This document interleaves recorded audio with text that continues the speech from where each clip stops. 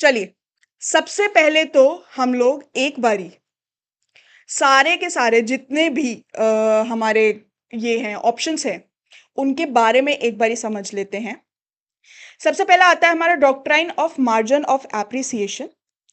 अब इसके अंदर मार्जिन ऑफ एप्रिसिएशन कहता है कि जो हमारे यूनिवर्सल ह्यूमन राइट्स हैं, उनके स्टैंडर्ड्स को नेशनल सॉवरेनिटी के साथ बैलेंस करना है।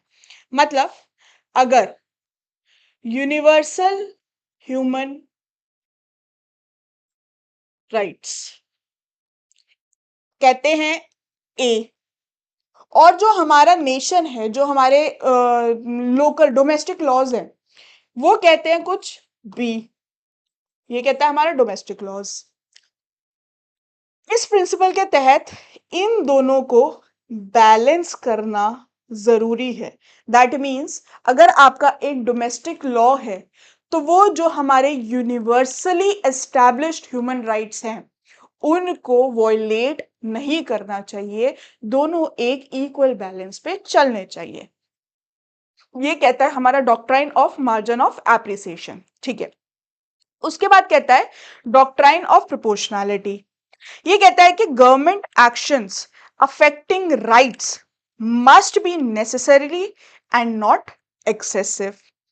एक टेस्ट होता है बेसिकली ये इस चीज को जानने का कि जो रिस्ट्रिक्शंस दी गई हैं फंडामेंटल राइट्स पे, वो जस्टिफाइड हैं या नहीं है।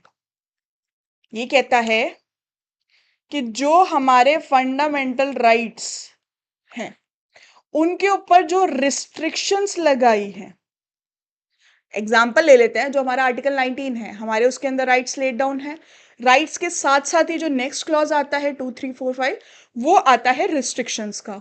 ठीक है, जहां पे वो कहता है कि गवर्नमेंट को अगर जरूरत लगी तो वो वहां पे रोक सकती है, आपको रिस्ट्रिक्शन लगा सकती है आपके ऊपर। प्रोपोर्शनैलिटी कहता है कि गवर्नमेंट जो रिस्ट्रिक्शन लगा रही है, जो हमारा कॉन्स्टिट्यूशन रिस्ट्रिक्शन लगा रहा है, वो एक्सेसिव नहीं होना चाहिए, नेसेसरी होना चाहिए। मतलब इतना जरूरी होना चाहिए कि फंडामेंटल राइट्स का फायदा ना उठाया जाए, नाजायज फायदा ना उठाया जाए।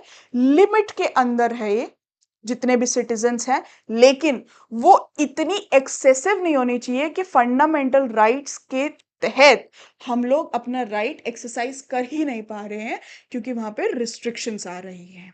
ठीक है, अच्छा, उसके बाद हमारा नेक्स्ट आता है perimetry doctrine. Two statutes dealing in same matter are read together to ensure harmonious construction.